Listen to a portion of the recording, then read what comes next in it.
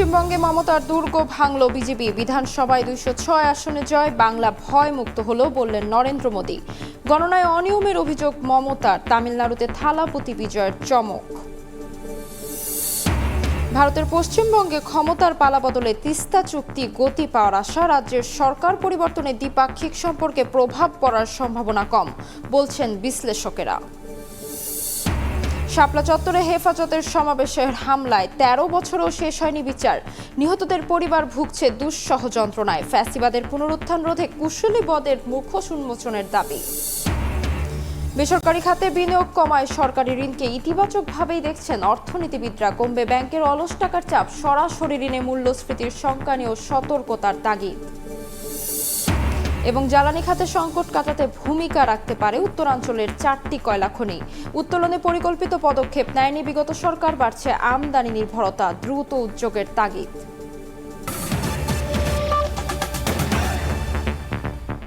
সকালের সময়ের সঙ্গে আছি আমি তাজমিলা খান। পশ্চিমবঙ্গে ইতিহাস গড়ল বিজেপি। বিধানসভায় 206 আসনে জয় পেয়ে মমতার দুর্গ ভাঙল দলটি। ভারতের 5 রাজ্যের বিধানসভা নির্বাচনে 3 রাজ্যেই পরিবর্তন। আসাম, পুদুচেরি ও পশ্চিমবঙ্গ রাজ্যে নিজেদের জয় নিশ্চিত করেছে বিজেপি। সব রাজ্যের চেয়ে পশ্চিমবঙ্গের জয়কে অভূতপূর্ব বিজয় হিসেবে দেখছেন প্রধানমন্ত্রী নরেন্দ্র মোদী। বিস্তারিত জানাচ্ছেন সুব্রত আচার্য। এদিন গাড়ি থেকে যখন নামছিলেন নরেন্দ্র মোদী, তার শরীরী ভাষা ও পোশাকের দিকেই নজর ছিল গোটা ভারতের। 5 রাজ্যের মধ্যে পশ্চিমবঙ্গ সহ 3 রাজ্যে গেরুয়া ঝড়। আসাম, পুদুচেরিতে আসন ছিলই। এবার নতুন অধ্যায় পশ্চিমবঙ্গ। আর সেই বাংলা জয়কেই উদযাপন করার জন্য ধুতি পাঞ্জাবি পরে বিজেপির কেন্দ্রীয় দপ্তরে পৌঁছান নরেন্দ্র মোদী। অন্য রাজ্যগুলোর জয়ে খুশি হলেও পশ্চিমবঙ্গ রাজ্যের জয়কে অভূতপূর্ব বলে দাবি করেন নরেন্দ্র মোদী। বলেন, বাংলার মানুষ পরিবর্তন করেছেন। এবার বাংলায় উন্নয়নের সূচনা হবে। ভয়, দুর্নীতি ও তোষণের রাজনীতিকে উৎখাত করেছে বাংলার মানুষ। বিশ্বে যখন যুদ্ধ, হানাহানি, অস্থিরতা, তখন ভারতের মানুষ গণতন্ত্র ও স্থিতিশীলতার জন্য লাইনে দাঁড়িয়ে ভোট দিয়েছেন। বাংলায় পরিবর্তন হয়ে গেছে। बंगाल के भाग्य में आज से एक नया अध्याय जुड़ गया है। आज से बंगाल भय मुक्त हुआ है। তামিলনাড়ুতে ডিএমকের পতন, কেরালায় বামেদের পতন নিয়েও খোঁচা দিতে ছাড়েননি মোদী। বলেন, তৃণমূল, ডিএমকে, কংগ্রেস বিভাজনের রাজনীতি করে। कांग्रेस, टीएमसी और डीएमके को बहनों बेटियों ने सजा दी है। কেরালায় কংগ্রেস জোট সরকার গঠনের পথে। আর তামিলনাড়ুতে অভিনেতা থালাপতি বিজয়ের টিভিকেও জোটগতভাবে সরকার গঠনের পথে। আসামে তৃতীয়বার এবং পুদুচেরিতেও দ্বিতীয়বারের মতো বিজেপি তথা এনডিএ জোট ক্ষমতায় ফিরছে। সুব্রত আচার্য, সময় সংবাদ, ভারত। ভবানীপুরে নিজের আসনে হেরে গেলেন তৃণমূল নেত্রী মমতা বন্দ্যোপাধ্যায়। বিজেপি নেতা শুভেন্দু অধিকারীর কাছে হেরে যাওয়ার আগে শুভেন্দু অধিকারীর বিরুদ্ধে বিস্ফোরক অভিযোগ করেন তিনি। মমতার মন্ত্রিসভার অনেক প্রভাবশালী মন্ত্রী, প্রতিমন্ত্রী ও তারকা প্রার্থীরাও গেরুয়া শিবিরের কাছে হেরেছেন। সুব্রত আচার্যের আরও একটি রিপোর্ট।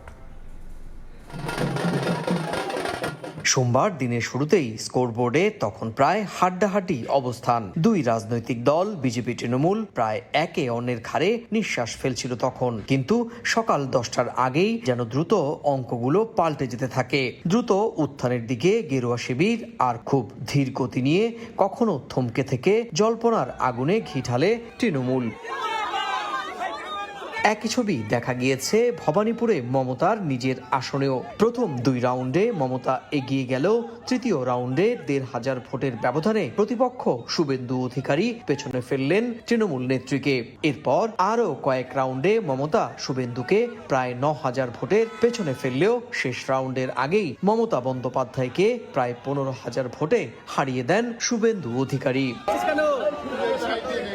এর আগে বিকেল থেকেই ভবানীপুরের দুই প্রার্থী ঢুকে পড়েন সাখাওয়াত মেমোরিয়াল স্কুলের কাউন্টিং সেন্টারে। সন্ধ্যায় যখন বের হলেন দুজন, শারীরিকভাবে হেনস্থা ও জোর করে হারানোর মতো গুরুতর অভিযোগ তুললেন মমতা। আর শুভেন্দু বললেন ভবানীপুরের মুসলিমরা তাকে ভোট দেননি। বিজেপি এরা হচ্ছে দানবিক পার্টি, 100টা সিট লুট করেছে, 100 more than 100 seats they looted and cheated, and this election commission is a BJP commission. मुसलमान वोट देने के लिए निकला, सब ममता को वोट दिया और मुझे लोग ने आशीर्वाद देकर जिताया। মমতা বন্দ্যোপাধ্যায় শুধু নিজে হারেননি, বরং তার মন্ত্রিসভার প্রভাবশালী 6 মন্ত্রী, 2 প্রতিমন্ত্রী সহ প্রায় 9 জন তারকা প্রার্থীও হেরেছেন। এদের মধ্যে রয়েছেন শশী পাঁজা, চন্দ্রিমা ভট্টাচার্য, ব্রাত্য বসু, উদয়ন গুহ, রয়েছেন চলচ্চিত্র পরিচালক রাজ চক্রবর্তী, অভিনেত্রী সায়ন্তিকা বন্দ্যোপাধ্যায়, লাভলি মৈত্র, সঙ্গীত শিল্পী অদিতি মুন্সী, নাট্যকার অর্পিতা ঘোষ সহ আরও বেশ কয়েকজন। সুব্রত আচার্য, সময় সংবাদ, পশ্চিমবঙ্গ, ভারত। ভারতের পশ্চিমবঙ্গের রাজনীতিতে বড় পরিবর্তন। দীর্ঘদিন পর ক্ষমতা হারিয়েছে তৃণমূল কংগ্রেস, শাসনভার পেয়েছে ভারতীয় জনতা পার্টি। ক্ষমতার এই পালাবদল কি বাংলাদেশের সঙ্গে ভারতের সম্পর্কে কোনো প্রভাব ফেলবে? বিশেষ করে বহুদিনের ঝুলে থাকা তিস্তা চুক্তির কি এবার সমাধান হতে যাচ্ছে? এমনটাই ভাবনা বাংলাদেশিদের। বিশ্লেষকদের মতে বিজেপি যদি রাজ্য ও কেন্দ্রে একই সঙ্গে ক্ষমতায় থাকে তাহলে নীতিগত সমন্বয় সহজ হতে পারে। এতে তিস্তা চুক্তির মতো ইস্যুতে আলোচনার গতি বাড়ার সম্ভাবনা রয়েছে।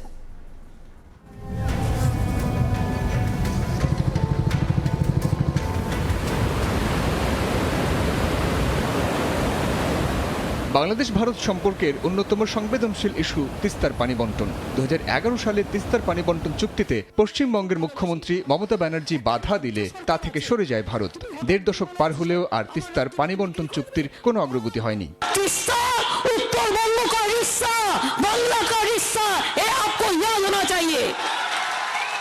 কিন্তু এবার পশ্চিমবঙ্গ বিধানসভা নির্বাচনে বিজেপির কাছে হেরে বিদায় নিতে যাচ্ছে মমতা বন্দ্যোপাধ্যায়ের তৃণমূল কংগ্রেস।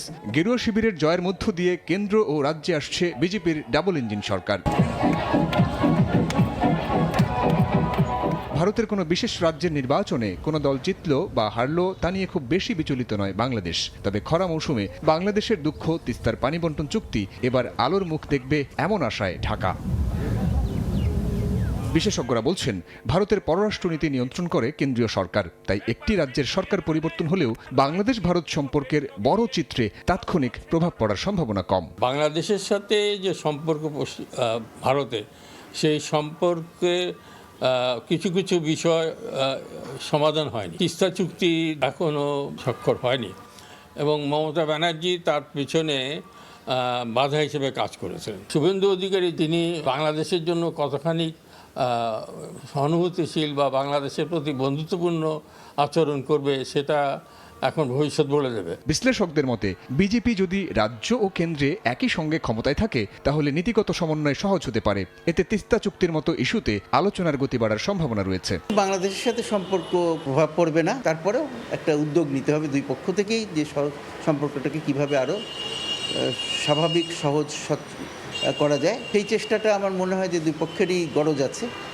সুতরাং সম্পর্কটা আমার ধারণা যে আপাতত অন্তত ভালোই হবে, কোনো সমস্যা বড় রকমের কিছু হবে না। আমি মনে করি যে শেষ পর্যন্ত যদি আমরা তিস্তাতে চীনাদের কাজ করাই, তারপরেও ভারতের পক্ষ থেকে বড় রকমের কোনো আপত্তি হবে না। হয়তো তারা খুশি হতো যদি আমরা তাদেরকেও ইনভলভ করতে পারতাম, তাহলে সেরকম আমাদের সরকার ভেবে দেখতে হবে যে সেরকম সুযোগ আছে কিনা। বৈশ্বিক অনিশ্চয়তার এই সময়ে পারস্পরিক স্বার্থে ঢাকা ও দিল্লির মধ্যে কার্যকর কূটনীতি এখন সবচেয়ে গুরুত্বপূর্ণ। সাইফুল রুদ্র, সময় সংবাদ, ঢাকা। এবার অন্যান্য প্রসঙ্গ।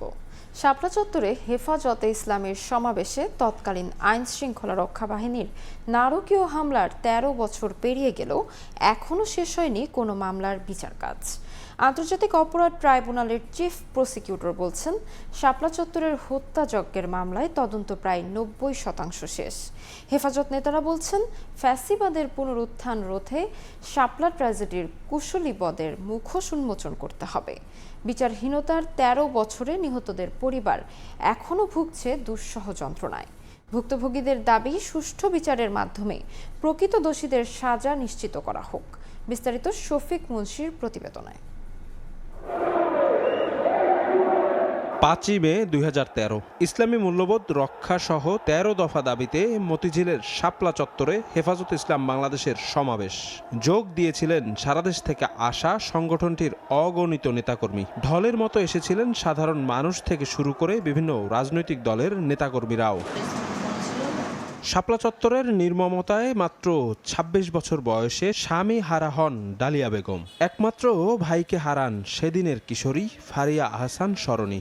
এক যুগেরও বেশি সময় ধরে এখনও তাদের তাড়া করে নারকীয় বর্বরতার স্মৃতি। আমি ওর মাথার পিছনে ধরেছিলাম, তো আমার এখনো মনে আছে, আমার ডান হাতে পুরো হাত রক্ত ভরে গেল। পোস্টমর্টেম রিপোর্টে ছিল খুব কাছে থেকে গুলি করা হয়েছে, গুলিটা আপনার নাকের এখান থেকে লেগে পিছনে বের হয়ে গিয়েছে। আজকে মানুষের বাবা একটা জিনিস আয়না দিলে বলে যে এটা আমার বাবা আছে, আমার ছেলেরা বলতে পারে না।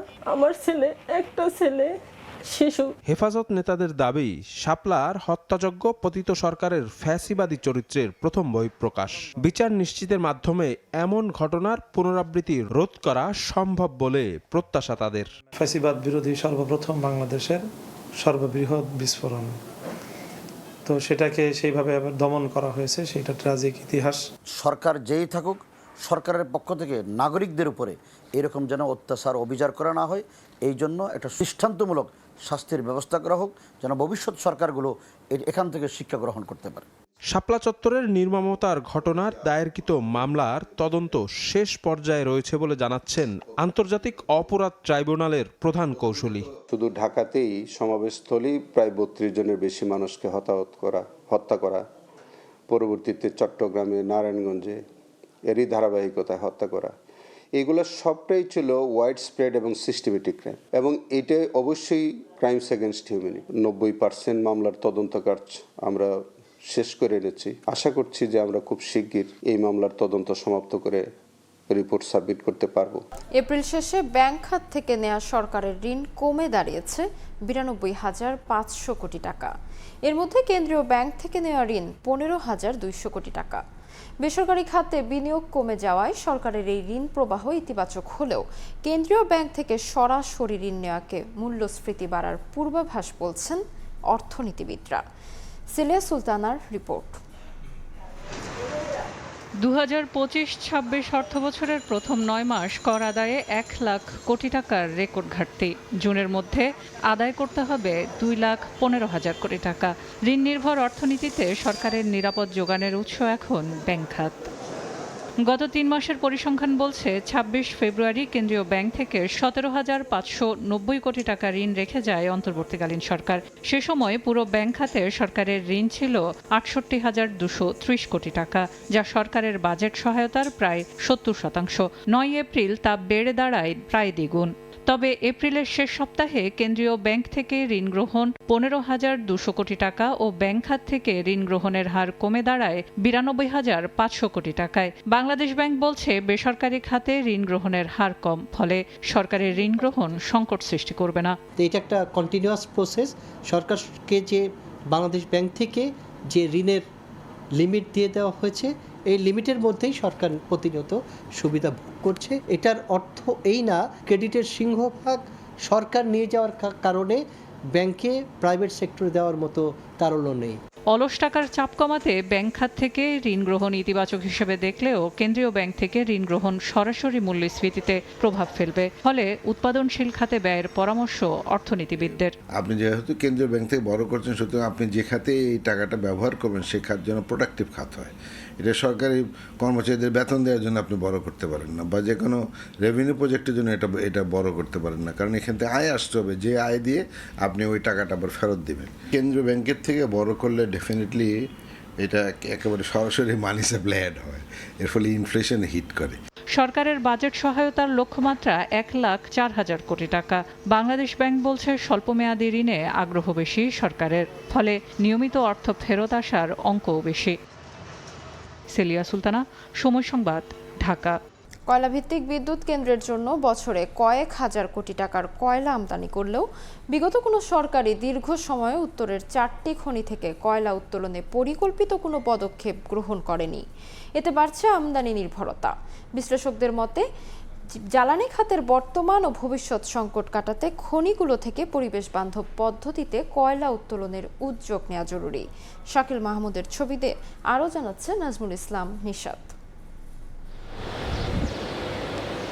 বর্তমানে দেশে পায়রা, মাতারবাড়ি সহ বড় আকারের কয়েকটি কয়লাভিত্তিক বিদ্যুৎ কেন্দ্র চালু রয়েছে। আর এসব কেন্দ্র সচল রাখতে প্রতি বছর প্রায় 15,000 কোটি টাকার কয়লা আমদানি করতে হচ্ছে। অথচ বড়পুকুরা কয়লাখনি ছাড়া উত্তরাঞ্চলে আবিষ্কৃত একাধিক কয়লাখনিতে কয়েক বিলিয়ন টন কয়লার মজুদ থাকলেও বিগত কোনো সরকারই দীর্ঘ সময়ে কয়লা উত্তোলনে পরিকল্পিত উদ্যোগ নেয়নি। দিঘিপাড়া কয়লাখনির মজুদের পরিমাণ 70 কোটি 60 লাখ টন। এছাড়াও ফুলবাড়ি কয়লাখনির 57.2 কোটি টন, খালাসপীর কয়লাখনির 68 কোটি টন এবং জামালগঞ্জ কয়লাখনির মজুদ 550 কোটি টন। বিশেষজ্ঞদের মতে খনিগুলো যথাযথ কাজে লাগানো গেলে বিদ্যুৎ ও জ্বালানি খাতের চলমান ও ভবিষ্যৎ সংকট মোকাবিলায় বড় ভূমিকা রাখবে। আমাদের মাইনিংটাকেও স্মার্ট মাইনিংয়ে কনভার্ট করতে হবে। যদি স্মার্ট মাইনিং করতে পারি তাহলে জ্বালানি নির্ভরতা অন্য দেশের সাথে যেটা আমাদের আছে ওটা অনেকাংশেই কমানো সম্ভব হবে। অর্থনীতিবিদদের মতো আমদানি নির্ভরতা কমানো না গেলে এর প্রভাব পড়বে উৎপাদন থেকে জনজীবনেও। কয়লা আমদানি করতে গিয়ে আমাদের প্রতি বছর প্রায় 15,000 কোটি টাকার মতো একটা বৈদেশিক মুদ্রা আমাদের খরচ করতে হয়। যখন বৈশ্বিক দুর্যোগ দেখা যায়, যখন বিদ্যুৎ উৎপাদন করতে পারি না, তখন এটার আর ইম্প্যাক্ট গিয়ে আমাদেরকে ওই শিল্প কারখানা, আমাদের যে কৃষিখাত, এসব জায়গায় গিয়ে পড়ে। বিশেষজ্ঞরা বলছেন পরিকল্পিত টেকসই উদ্যোগ নেওয়া গেলে দেশীয় চাহিদা মিটিয়ে কয়লার রপ্তানির বাজারও তৈরি করা সম্ভব। নাজমুল ইসলাম নিশাত, সময় সংবাদ, রংপুর। গত 2 অর্থ বছরে 44 কোটি টাকা লোকসান হয়েছে দিনাজপুরের পার্বতীপুরে মধ্যপাড়া পাথর খনিতে। এর অন্যতম কারণ ডলারের মূল্য বৃদ্ধি ও পাথর উৎপাদন কাজে ব্যবহৃত অতি গুরুত্বপূর্ণ এক্সপ্লোসিভ অ্যালুমিনিয়াম নাইট্রেট আমদানির উপর সিটি ভ্যাট আরোপ। খনিটিকে সচল রাখতে অ্যালুমিনিয়াম নাইট্রেট আমদানির ওপর আরোপিত সিটি ভ্যাট প্রত্যাহার ও মধ্যপাড়ার পাথরের ট্যারিফ ভ্যালু বৃদ্ধি করা প্রয়োজন বলে মনে করছেন কর্তৃপক্ষ। গোলাম নবী দুলালের তথ্য ও মনজিদ আলম শিমুলের ছবি নিয়ে ডেস্ক রিপোর্ট। দেশের একমাত্র ভূগর্ভস্থ কঠিন শিলা খনি দিনাজপুরের পার্বতীপুরের মধ্যপাড়া পাথর খনি 2018-19 থেকে টানা 5 অর্থবছর খনিটি 100 কোটি টাকা লাভ করলেও গেল 2 অর্থবছরে লোকসানের মুখে পড়েছে এটি। সাধারণত ভূগর্ভস্থ কঠিন শিলা স্তরে এক্সপ্লোসিভ ব্যবহার করে বিস্ফোরণ ঘটিয়ে হেভি মেশিনারিজের মাধ্যমে সেখান থেকে উত্তোলন করা হয় কঠিন শিলা বা পাথর। তবে রাশিয়া, ইউক্রেন এবং আমেরিকা, ইসরায়েল, ইরান যুদ্ধের কারণে আন্তর্জাতিক বাজারে এক্সপ্লোসিভের দাম অনেক বেড়ে গেছে। এতে খনি থেকে পাথর উত্তোলনে বেড়েছে ব্যয়, সেই সঙ্গে বাড়ানো হয়েছে এক্সপ্লোসিভ আমদানির সিটি ভ্যাটও। এতে ক্ষতির মুখে পড়েছে প্রতিষ্ঠানটি। গত 2023-24 অর্থ বছরে 37 কোটি এবং 2024-25 অর্থ বছরে 7 কোটি টাকা লোকসান হয়েছে। আমাদের যেহেতু আন্ডারগ্রাউন্ড থেকে পাথর উত্তোলন করতে হয়, হ্যাভি মাইন মেশিনারিজ ব্যবহার করতে হয়, বিপুল পরিমাণ এক্সপ্লোসিভ ব্যবহার করতে হয়। এক্সপ্লোসিভের দাম বর্তমান এই যুদ্ধ ক্রাইসিসের কারণে দাম বেড়ে গেছে, অধিক দামে এটা কিনতে হয়।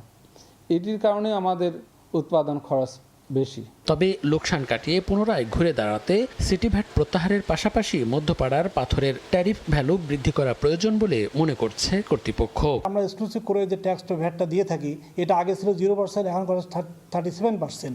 এইটা কমানো উচিত, আগের পর্যায়ে নিয়ে যাওয়া উচিত। এবং রয়্যালটি আগে ছিল আমাদের $6 উপরে 2.5%, এখন করা হয়ে গেছে $22 উপরে 5%। এর ফলে আমাদের এখানে একটা সমানের সুযোগ আছে। এই 2 টাকা সমানের সুযোগ করলে পরে এই কোম্পানি লাভজনক হবে। পার্বতীপুর মধ্যপাড়া পাথর খনিটি প্রয়াত প্রধানমন্ত্রী বেগম খালেদা জিয়া উদ্বোধন করেন 1994 সালে। 2007 সাল থেকে উৎপাদনে যায় এটি। বর্তমানে খনির উৎপাদন ও রক্ষণাবেক্ষণের দায়িত্ব পালন করছে বেলারুশের জার্মানিয়া টেস্ট কনসার্টিয়াম জেটিসি। সময় সংবাদ, দিনাজপুর। লাঠিজার জমিদার চরাঞ্চলের এমন বাস্তবতা সবারই জানা, যেখানে টাকার বিনিময়ে হাতে হাতে বদল হয় খাস জমির মালিকানা। চাষাবাদ ও বসবাসের জন্য ভূমিহীনদের গুনতে হয় ভাড়ার টাকা। দীর্ঘদিন ধরে দিয়ারা জরিপ বন্ধ থাকায় চিহ্নিত হচ্ছে না মালিকানাধীন ও খাস জমি। গাইবান্ধার চর দ্বীপচর ঘুরে এসে ভূমি অব্যবস্থাপনার চিত্র তুলে ধরেছেন হেদায়েতুল ইসলাম বাবু। ক্যামেরায় ছিলেন সোহেল রানা। চারিদিকে নদী, মাঝখানে বাড়িঘর। গাইবান্ধার ফুলছড়ি উপজেলার ফজলুপুর ইউনিয়নের চর গুপ্তমণি, যেখানে চাষাবাদ ও বসবাস করেন চর দ্বীপচরের মানুষ। শিক্ষা, স্বাস্থ্য, যোগাযোগ সহ নানা প্রতিকূলতার মধ্যে নদী পাড়ের মানুষকে বড় জটিলতায় পড়তে হয় জমি কেনা বেচার সময়। কাগজপত্র নেই এমন খাস জমির মালিকানা বদল হয় হাতে হাতে, চুক্তি হয় স্ট্যাম্পে। 20,000 25,000 যেটা যেরকম জমি সেরকম তার দাম, কাগজ নেই, এই কারণে স্ট্যাম্পে জমিটা কেনা বেচা হচ্ছে। যাদের নিজস্ব জায়গা জমি নেই, টাকার বিনিময়ে তাদের জায়গা ভাড়া নিয়ে বসবাস করতে হয়। টাকা না দিলে জোটে না মাথা গোঁজার ঠাঁই। চাষাবাদের জন্য জমি ভাড়া নিয়ে আবাদ ফসল করতে হয় ভূমিহীনদের। বছরে বছরে 3,000 করে টাকা দেয় 10 কাঠা মাটি, এইরকম করে কন্টে 7,000-এর উপরে বেসেস করে যার যত আসে ওই অনুযায়ী আমরা তাকে ভাড়া দিই। গুপ্তমণি, রসুলপুর, উজালডাঙ্গা সহ প্রায় সব চরাঞ্চলে খাস জমি কেনাবেচা হয় পানির দরে। মালিকানাধীন জমির দামও খুব বেশি নয় এখানে। তবে মালিকানাধীন জমি কেনাবেচায় জমির দামের চেয়েও বেশি পড়ে দলিল খরচে। যমুনা ব্রহ্মপুত্র নদের বালুচরে জেগে ওঠা আবাদি জমি এখানে ফেলনা নয়। তারপরও সমতলের তুলনায় অনেক কম দামে জমি পাওয়া যায় এই চর দ্বীপচরগুলোতে। এখানে 1 বিঘা জমি বিক্রি হয় মাত্র 10,000 টাকায়। বালুচর 10 থেকে 15,000 টাকা বিঘা কাগজ বিক্রি হয়, আর যেটা আবাদযোগ্য জমি সেটা 30 থেকে 50,000 পর্যন্ত বিঘা। কিনতি যে দাম তার তো ডবল টাকা নাগে দলিল করতি। দুর্ধর্ষ লোকজন তারাই ওই জমিগুলো ভোগ দখল করে খায়। কাগজ নাই, পাতি নাই, সরকারি খাস জমি। আমি অসহায় ব্যক্তি, যদি ওই জমিটাতে বাড়ি করি তাও আমাকে টাকা দিতে হবে। ভাঙনে বিলীন হয়ে যাওয়া নদী শিকস্তি জমি জেগে উঠলে সেই জমির সীমানা ও মালিকানা নির্ধারণ হয় দিয়ারা জরিপের মাধ্যমে। 1862 সালে এই জরিপ শুরু হলেও নদী বিধৌত গাইবান্ধার 4 উপজেলায় দীর্ঘদিন ধরে বন্ধ জরিপের কাজ। আমরা প্রত্যাশা করব যে ভূমি রেকর্ড জরিপ অধিদপ্তর এই অঞ্চলে মানুষের ভূমি ব্যবস্থাপনাকে আরো উন্নততর করার লক্ষ্যে এখানে দিয়ারা জরিপের ব্যবস্থা করে। বেসরকারি সংস্থার তথ্যমতে গাইবান্ধার 4 উপজেলার 22টি ইউনিয়নে 181টি চর দ্বীপচরে গ্রামের সংখ্যা 134, যেখানে 4 লক্ষাধিক মানুষের বসবাস। হেদায়েতুল ইসলাম বাবু, সময় সংবাদ, গাইবান্ধা। পানি নিষ্কাশন ব্যবস্থা না থাকায় বেনাপোল স্থলবন্দরে প্রতিবছর বর্ষা মৌসুমে জলাবদ্ধতার সৃষ্টি হয়। বাধ্য হয়ে কাদা পানির মধ্যে পণ্য রাখছেন আমদানিকারকরা। তাদের অভিযোগ, দেশের সবচেয়ে গুরুত্বপূর্ণ বন্দর হলেও অবহেলিত অবস্থায় পড়ে আছে যুগ যুগ ধরে। এদিকে বন্দরের বিভিন্ন পণ্যের কেমিক্যাল পানিতে ভেসে গিয়ে মিশে যায় আশেপাশের ফসলি জমি ও মাছের ঘেরে। এতে অর্থনৈতিকভাবে ক্ষতিগ্রস্ত হচ্ছেন ব্যবসায়ীরা। আজিজুল হকের তথ্য ও শাওন হোসেনের ছবিতে রিপোর্ট। টানা বৃষ্টিতে হাঁটু জল, নিষ্কাশন ব্যবস্থা না থাকায় অনাবৃষ্টিতেও জমে আছে পানি। দেশের গুরুত্বপূর্ণ স্থলবন্দর বেনাপোল প্রতি বছর বর্ষা এলেই ভোগান্তি পোহাতে হয় এখানকার ব্যবসায়ী ও কর্মকর্তা কর্মচারীদের। তাদের অভিযোগ, স্থলপথে বেশি রাজস্ব আদায়ের এই বন্দরটি অবহেলিত।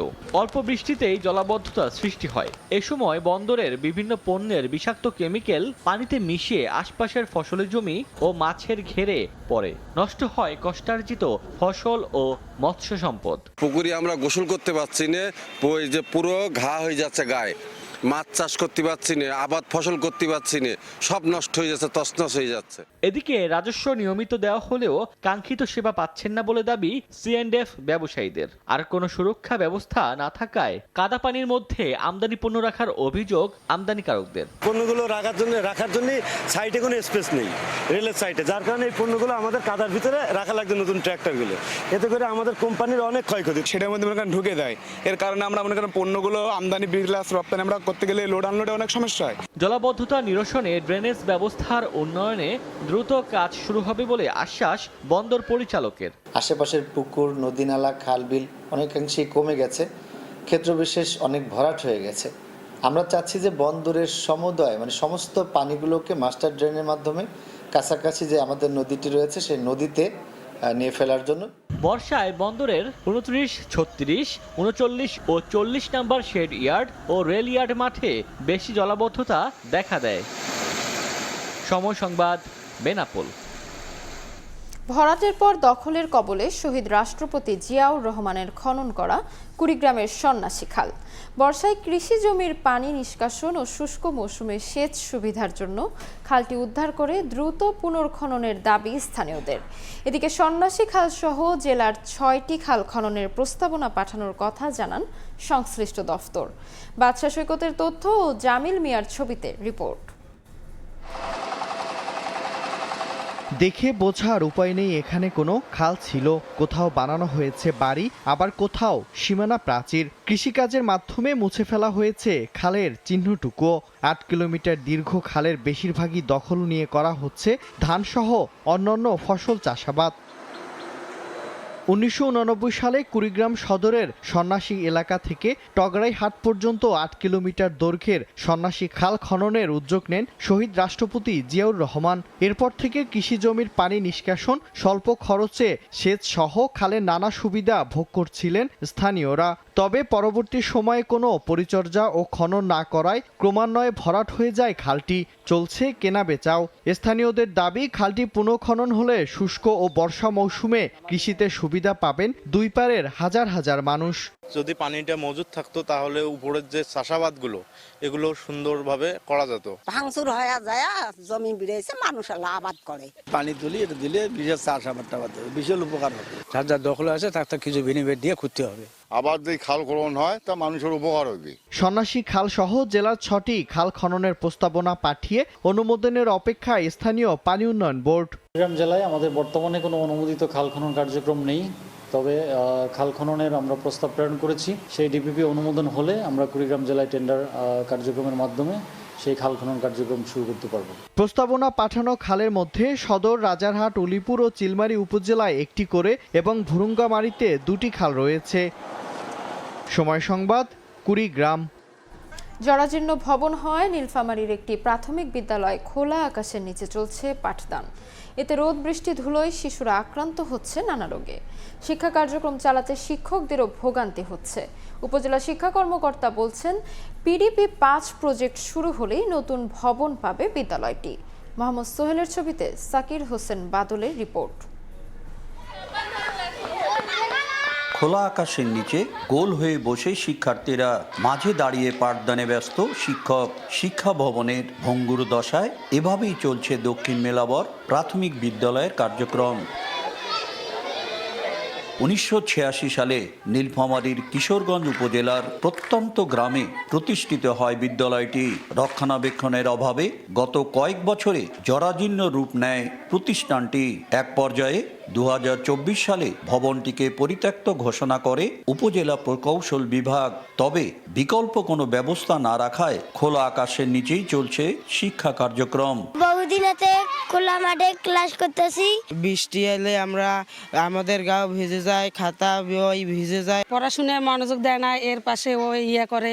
আবার মাঠ দিয়ে যাওয়ার সময় একটা গাড়ি যাচ্ছে, ওরা ওই দিকে তাকায়। নানা সমস্যার সম্মুখীন। আমি ঊর্ধ্বতন কর্তৃপক্ষের কাছে এইটুকুই অনুরোধ জানাবো, তাড়াতাড়ি যেন আমাদের ভবনটি নির্মাণ হয়। দীর্ঘদিন ধরে কষ্ট করে এখানে পড়ে আসি মাঠে। সকাল হলে আমাদের একটা পরিবেশে আনতে হয়, কোথায় আমরা ক্লাস 1-কে বসাবো, কোথায় 2-কে বসাবো, এভাবে ক্লাস 5 পর্যন্ত আমাদের দুশ্চিন্তা করতে হয়। উপজেলা প্রাথমিক শিক্ষা কর্মকর্তা জানান, বর্তমান প্রজেক্ট পিডিপি 4 শেষ পর্যায়ে।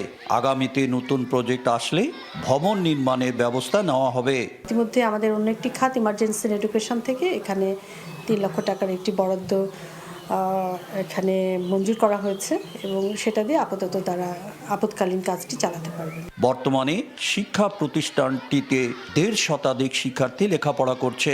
স্কুলের ভবনটি পরিত্যক্ত ঘোষণার পর থেকে প্রায় 1.5 শতাধিক ছাত্রছাত্রী খোলা আকাশের নিচে মাটিতে বসে লেখাপড়া করছে। শাকির হোসেন বাদল, সময় সংবাদ, নীলফামারী। গাইবান্ধায় পক্সে আক্রান্ত হয়ে এক স্কুল শিক্ষকের মৃত্যু হয়েছে। আক্রান্ত হয়েছেন তার স্ত্রী ও 2 ছেলেও। স্থানীয়রা জানান 30 এপ্রিল সদর উপজেলার খোলাহাটি উচ্চ বিদ্যালয়ের সহকারী শিক্ষক ইতিশ চন্দ্র দাসের শরীর জুড়ে পক্স উঠে রোববার রাতে তিনি মারা যান। ইতিশ চন্দ্রের স্ত্রী সূচনা রানী ও তার 2 ছেলেও পক্সে আক্রান্ত হয়েছেন। তবে এ নিয়ে আতঙ্কিত না হওয়ার পরামর্শ দিয়েছেন সিভিল সার্জন ডাক্তার রফিকুজ্জামান। পরীক্ষা নিরীক্ষার পর ইতিশ চন্দ্র কী রোগে আক্রান্ত হয়ে মারা গেছেন তা নিশ্চিত হওয়া যাবে বলেও জানান তিনি। চট্টগ্রামে এবার কোরবানির পশুর চাহিদা 8,18,671টি গবাদি পশু। এর মধ্যে ঘাটতি রয়েছে 35,520টি পশুর। দেশের বিভিন্ন প্রান্ত থেকে আসা গরু দিয়ে চাহিদা মেটানো হবে বলে জানিয়েছেন প্রাণী সম্পদ কর্মকর্তা। স্টেরয়েড মুক্ত প্রাকৃতিক খাবারে পশু উৎপাদন করা হয়েছে দাবি খামারিদের। বিস্তারিত জানাচ্ছেন পার্থ প্রতিম বিশ্বাস। চট্টগ্রামে শহর থেকে গ্রামে গড়ে উঠেছে অনেক পশু খামার, যেখানে দেশীয় গরুর পাশাপাশি লালন পালন করা হচ্ছে বিদেশি গরুও। এবার জেলায় কোরবানির চাহিদা 8,18,671টি গবাদি পশুর। এর মধ্যে উৎপাদন হয়েছে 7,83,151টি। গরুর উৎপাদন 4,99,279টি। এছাড়া মহিষ 4,78,034 ও 1,94,519টি ছাগল। ঘাটতি রয়েছে আরো 35,000। দেশের বিভিন্ন প্রান্ত থেকে আনা গরু দিয়ে ঘাটতি পূরণের পাশাপাশি নিজেদের উৎপাদিত পশু দিয়ে কোরবানি করা সম্ভব জানিয়েছেন জেলা প্রাণী সম্পদ কর্মকর্তা। আমাদের যে ঘাটতিটা অন্যান্য জেলা উদ্বৃত্ত আছে, ওখান থেকে উদ্বৃত্ত পশুগুলো আমাদের এদিকে আসবে। এই ঘাটতিটা ওখান থেকে উদ্বৃত্ত গরু দিয়ে আমাদের ঘাটতি ইনশাল্লাহ আমরা প্রতি বছরে মিট আপ করি, এই বছরও ওইভাবে মিট আপ হবে ইনশাল্লাহ। শহরের শিল্পপতি থেকে ব্যবসায়ীরা হাটবাজারের পরিবর্তে এখন এগ্রো খামার থেকেই কোরবানির গরু কিনছেন। শাহিওয়াল, ফ্রিজিয়ান থেকে শুরু করে বিভিন্ন ধরনের কোরবানির গরু রয়েছে সেখানে। স্টেরয়েড মুক্ত প্রাকৃতিক খাবারে পশু উৎপাদন করা হয়েছে বলে জানান খামারিরা। আমরা ওরকম কোনো ওষুধ ব্যবহার করি না, আমরা প্রাকৃতিকভাবে এই গরুগুলো বড় করতেছি আর কি, খাবারের মাধ্যমে। আমরা সকালে তিন বেলা দোয়া ফেলা করে পরিষ্কার রাখি। চট্টগ্রামের মানুষের বেশি লাল গরু পছন্দ, তো আমরা চেষ্টা করেছি যতটুকু সম্ভব লাল, শাহিওয়াল, ব্রাহ্মা ক্রস, দেশাল এরকম গরু রাখার। আমাদের সোশ্যাল মিডিয়া আপডেটেড রাখি, ওখান থেকে দেখে পছন্দ করে ফুল ফ্যামিলি সহ এসে বসে সুন্দর করে গরু দেখতে পারে, পছন্দ করতে পারে। চট্টগ্রামে ছোট বড় মিলিয়ে 11,000-এর বেশি খামার আছে। এর বাইরে নগরী ও জেলায় মৌসুমি খামার শুধু কোরবানির ঈদকে সামনে রেখে চালু করা হয় এমন আছে শতাধিক। পার্থ প্রতিম বিশ্বাস, সময় সংবাদ, চট্টগ্রাম।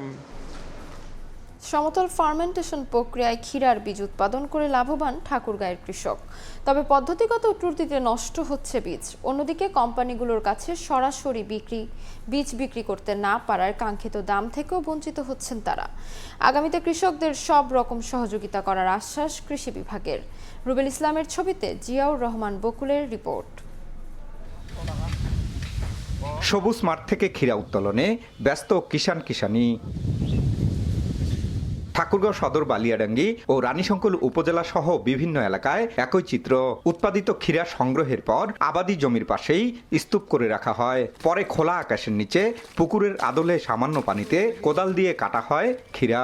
তা পচিয়ে রোদে শুকিয়ে সমতল ফার্মেন্টেশন প্রক্রিয়ায় বীজ আলাদা করা হয়। 1 বিঘা ক্ষীরা চাষে কৃষকের খরচ হয় 15 থেকে 20,000 টাকা, আর বীজ পাওয়া যায় 80 থেকে 100 কেজি পর্যন্ত। লাভ হয় 70 থেকে 80,000 টাকা। তবে প্রশিক্ষণের অভাব আর সঠিক পদ্ধতির অভাবে জমিতেই নষ্ট হচ্ছে বীজ। অন্যদিকে বাজার ব্যবস্থাপনার অভাবেও উৎপাদিত বীজ কম দামে স্থানীয় ব্যবসায়ীদের কাছে বিক্রি করতে বাধ্য হচ্ছেন কৃষক। যখন এই যে বীজটা পুরাট হয় তখন আমরা এটা গাছ থেকে তুলে নিই। এখানে 7-8 দিন থাকে, 7-8 দিন থাকার পরে এটা আবার আমরা নেট করে বীজটা তোলা হয়। প্রতি বিঘায় 10 থেকে 12,000 টাকা খরচ হয় মাত্র, এবং বিক্রি হয় 70 থেকে 80,000 টাকা, যার কারণে কৃষকরা লাভজনক ফসল হওয়ার কারণে এই চাষে বেশি ঝুঁকছেন। বীজ 32,000 টাকা মন বা 25,000 মন পর্যন্ত যাইতে পারে, এখন পর্যন্ত বীজগুলো বিক্রি তেমন হচ্ছে না। কোম্পানি যদি আমাদের বীজগুলো সরাসরি ক্রয় করে তাহলে কৃষকরা বা আমরা ভালো লাভবান হব। এদিকে কৃষকদের আগামীতে সব রকম সহযোগিতার কথা জানিয়েছেন কৃষি বিভাগ। আমরা এই ক্ষেত্রে সহযোগিতা করার জন্য রাজি আছি, বা আমরা বীজ প্রত্যয়ন এজেন্সির সাথেও যদি যোগাযোগ করা লাগে বা অন্য কোনো দপ্তরের সাথে যোগাযোগ করা লাগে বা কোম্পানির সাথে যোগাযোগ করা লাগে, সেটা আমরা করার জন্য প্রস্তুত। চাষি নিজে যদি যেটা প্যাকেটিং করে বাজার করে সারা দেশ জুড়ে, তাহলে চাষিটা কিন্তু লাভবান হবে। আমরা চাষিটাকে ওই বিষয়ে পরামর্শ দিচ্ছি, ওই বিষয়ে প্রশিক্ষণ দিচ্ছি। কৃষি বিভাগের তথ্য মতে জেলায় 22 হেক্টর জমিতে ক্ষীরার আবাদ হয়েছে, যা থেকে 13,500 মেট্রিক টন বীজ উৎপাদনের আশা তাদের। জিয়াউর রহমান বকুল, সময় সংবাদ, ঠাকুরগাঁও। হরমুজ প্রণালী ঘিরে উত্তেজনার মধ্যে ইরানকে পৃথিবীর বুক থেকে মুছে ফেলার হুমকি দিলেন মার্কিন প্রেসিডেন্ট ডোনাল্ড ট্রাম্প। প্রণালীটিতে থাকা 60টি মার্কিন যুদ্ধজাহাজে তেহরানের ক্ষেপণাস্ত্র হামলার দাবি অস্বীকার করেছে যুক্তরাষ্ট্র। এর মধ্যে সংযুক্ত আরব আমিরাতের ফুজাইরার ইরানের ড্রোন হামলায় 3 ভারতীয় নাগরিকের আহতের খবর পাওয়া গেছে। এমনকি জারি করা হয়েছে জরুরি সতর্কতা। হরমুজ প্রণালী বিশ্বের অন্যতম গুরুত্বপূর্ণ তেল সরবরাহ পথ, যা এখন বড় ঝুঁকির মুখে। ট্যাঙ্কারে হামলা, বিস্ফোরণ, জাহাজ চলাচল বন্ধ, সব মিলিয়ে জ্বালানি বাজারে তৈরি হয়েছে অস্থিরতা। ইরান বলছে তাদের নিয়ন্ত্রণে, যুক্তরাষ্ট্র বলছে তারা নিরাপত্তা দেবে, কিন্তু বাস্তবতা একদমই অনিশ্চিত। এই টানাপোড়েনে দীর্ঘায়িত হলে বৈশ্বিক অর্থনীতি ও জ্বালানি বাজারে বড় ধাক্কা লাগতে পারে বলে মত অনেকের। হরমুজ প্রণালীতে মার্কিন প্রজেক্ট ফ্রিডম ঘিরে উত্তেজনার মধ্যেই কড়া হুঁশিয়ারি দিয়েছেন মার্কিন প্রেসিডেন্ট ডোনাল্ড ট্রাম্প। তিনি সরাসরি বলেছেন, মার্কিন জাহাজে হামলা হলে ইরানকে পৃথিবীর বুক থেকে মুছে ফেলা হবে। একই সঙ্গে যুক্তরাষ্ট্রের উন্নত অস্ত্র ভাণ্ডার ও বৈশ্বিক সামরিক উপস্থিতির কথা তুলে ধরে শক্তির বার্তাও দেন তিনি। তবে একই বক্তব্যে আবার ইরানকে আলোচনায় নমনীয় বলেও উল্লেখ করেন। এছাড়া নতুন করে হরমুজ প্রণালীতে অবস্থানরত মার্কিন যুদ্ধজাহাজে ক্ষেপণাস্ত্র হামলার দাবি করেছে ইরানি গণমাধ্যম, যদিও তা অস্বীকার করেছে যুক্তরাষ্ট্র। আইআরজিসি বলছে তাদের সতর্কতা উপেক্ষা করায় হামলা, আর মার্কিন বাহিনী বলছে কোনো আঘাত লাগেনি। একই সঙ্গে জাহাজ চলাচল প্রায় স্থবির, বহু ট্যাঙ্কার আটকা, বিকল্প পথ হিসেবে ওমানের জলসীমা ব্যবহারের পরামর্শ দিয়েছে তারা। এই পরিস্থিতিতে সামরিক উত্তেজনার পাশাপাশি তথ্য বিভ্রান্তিও বাড়ছে। এদিকে সংযুক্ত আরব আমিরাতে ক্ষেপণাস্ত্র ও ড্রোন হামলার আশঙ্কায় জারি হয়েছে জরুরি সতর্কতা। 4টি ক্ষেপণাস্ত্র নিক্ষেপের দাবি করে, 3টি প্রতিহত আর একটি সমুদ্রে পড়েছে বলে জানায় আমিরাত। ফুজাইরা পেট্রোলিয়াম স্থাপনায় ড্রোন হামলার পর আগুন লাগে, এতে আহত হয়েছেন অন্তত 3 ভারতীয় নাগরিক। নাদিম মারজান, সময় সংবাদ। দেখছেন সকালের সময়। চরম অব্যবস্থাপনার মধ্য দিয়ে শুরু হয়েছে ঢাকা প্রিমিয়ার লিগ। নির্ধারিত সময়ের প্রায় 2 ঘন্টা পর হয় টুর্নামেন্টের উদ্বোধনী অনুষ্ঠানে না এলেও পরে মাঠে এসে বিসিবির সিন্ডিকেট নিয়ে বোমা ফাটান তামিম ইকবাল। জানান, স্টেডিয়ামের পরিচ্ছন্নতা কর্মীদের পারিশ্রমিকের টাকা মেরে খায় বিসিবির ভেতরের লোকজন। দ্রুতই তাদের বিরুদ্ধে ব্যবস্থা নেওয়া হবে বলে জানান অ্যাডহক কমিটির প্রধান। প্রস্তুত উদ্বোধনী মঞ্চ, অপেক্ষায় ক্রিকেটাররা। তবে নির্ধারিত সময় হয়নি ঢাকা প্রিমিয়ার লিগের উদ্বোধনী অনুষ্ঠান। শারীরিক অসুস্থতার জন্য খেলা শুরুর ঘণ্টাখানেক পর মাঠে আসেন বিসিবি সভাপতি তামিম ইকবাল। এদিন খেলাও মাঠে করায়নি সময় মতো।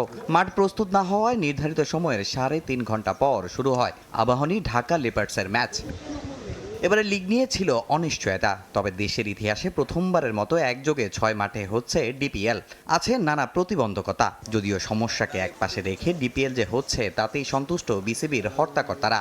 আমিও জানি, আপনারাও জানেন যে এইবার সবকিছু পারফেক্ট হবে না। মাঠে খেলা হচ্ছে, প্লেয়াররা টাকা পেয়েছে, তাদের ফ্যামিলিতে যে কষ্টে তারা ছিল ওই ফ্যামিলির কষ্টটাকে একটু হলেও কমাইতে পারছি। That is more important. বৃষ্টি না হলে প্রত্যেকটা জায়গায় সুষ্ঠু সুন্দরভাবে লিগের খেলা অনুষ্ঠিত হবে ইনশাল্লাহ।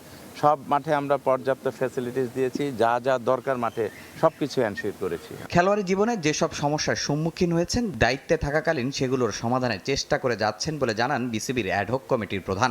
লিগে এবার কোনো দল বাড়তি সুবিধা পাবে না বলেও আশ্বস্ত করেছেন তামিম। লাস্ট 2 বছর আর 3 বছর যদি বলি, একটা আম্পায়ারের সার্টেন স্ট্যান্ডার্ড সবাই মেনটেন করছে। এই জিনিসগুলা একটা সময় হয়েছে, হয় না যে আমি কোনো সময়টা বলবো না, বাট লাস্ট 2-3 বছরে একটা সার্টেন স্ট্যান্ডার্ড তারা মেনটেন করছে।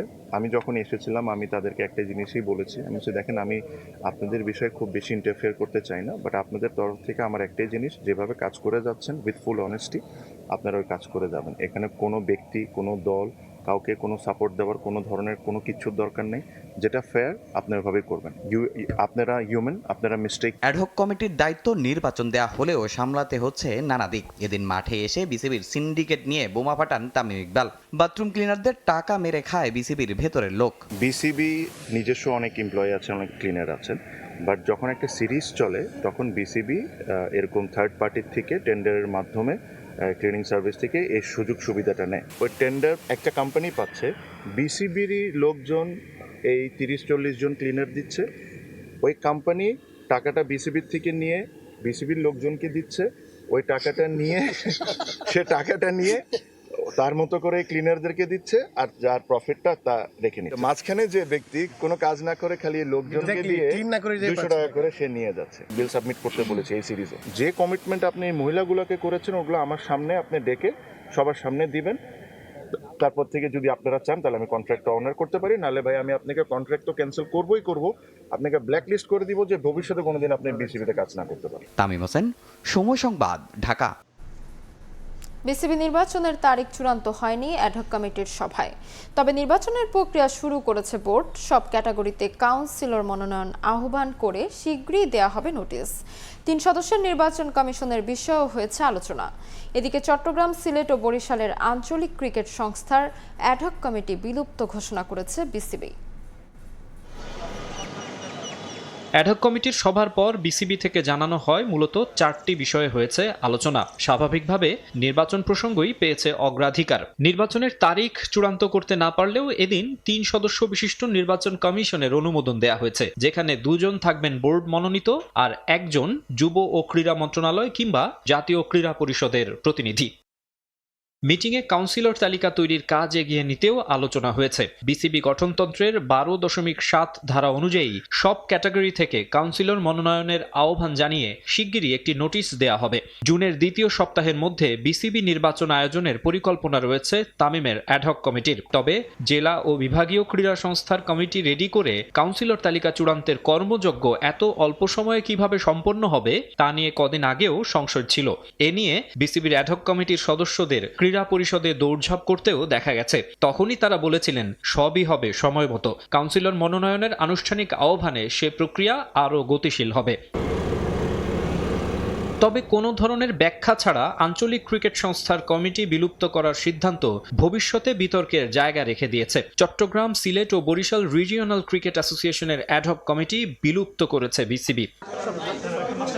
তবে নতুন করে বাণিজ্যিক চুক্তি সেরেছে বিসিবি। আগামী 2 বছরের জন্য বিসিবির অফিসিয়াল ড্রিঙ্কিং ওয়াটার ও বেভারেজ পার্টনার হিসেবে বহুজাতিক কোমল পানীয় প্রস্তুতকারক ও বিপণনকারী প্রতিষ্ঠান কোকা-কোলা বাংলাদেশকে অনুমোদন দেয়া হয়েছে মিটিংয়ে। মাকসুম আলম খান, সময় সংবাদ, ঢাকা। 11 বছর পর ভিন্ন পরিচয়ে বাংলাদেশে ব্যস্ত সময় কাটাচ্ছেন পাকিস্তানের চ্যাম্পিয়ন্স ট্রফি জয়ী অধিনায়ক সরফরাজ আহমেদ।